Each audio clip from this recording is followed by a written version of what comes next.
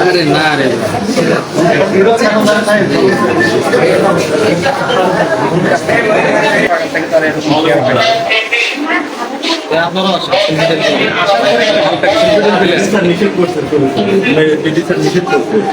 আপনাদের সাথেও আমরা বুঝবো ভাই, সমস্যা নাই। আপনাদের এত সমস্যা কেন ভাই?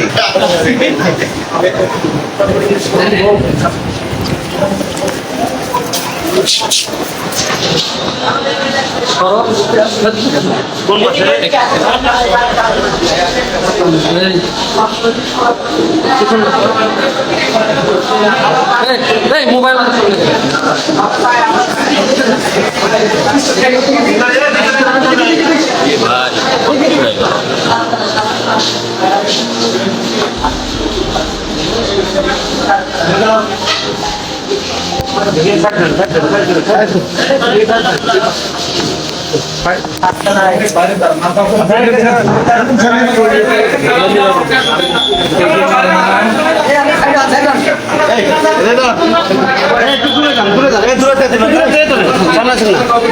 আচ্ছা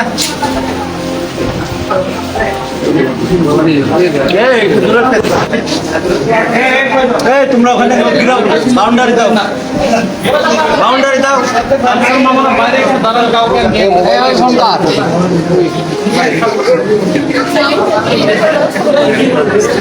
আরে না রে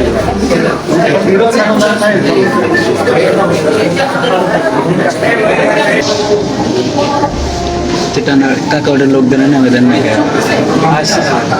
নেমে দেন 5 টাকা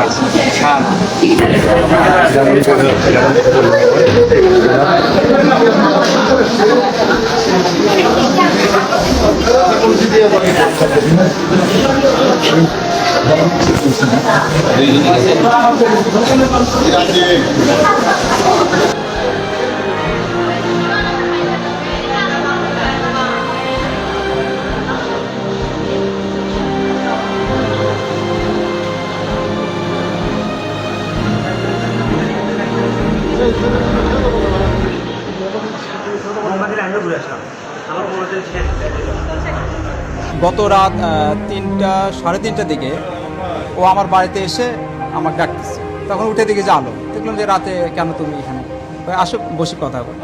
তো ভিতরে নিয়ে যায় কিছুক্ষণ কথা হলো, যে বললো যে আমাকে নিয়ে অনেকে ভাইরাল হয়, আমার কাছে অনেকে আসে, আসার পরে তারা চলে যায়, যে আমাকে নিয়ে বিভিন্ন ধরনের খারাপ খারাপ কথা বলে আমাকে আটকানোর চেষ্টা করে, আমাকে অপমান করে।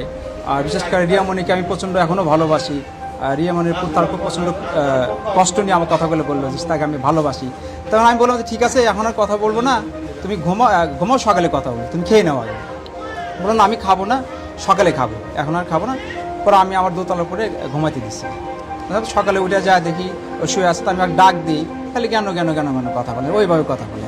পরে দেখি যে ঘুমের ওষুধ খাইছে, সেটা পড়ে আসে নিচ্ছে। পরে আমি দ্রুত আমাদের ধুনট হাসপাতালে নিয়ে আসি, সেখান থেকে আবার এই জিও নন মেডিকেল কলেজ হাসপাতালে নিয়ে আসি। এখন আল্লাহর রহমতে মোটামুটি অনেকটা ভালো হচ্ছে এবং কথা বলতে পারছে।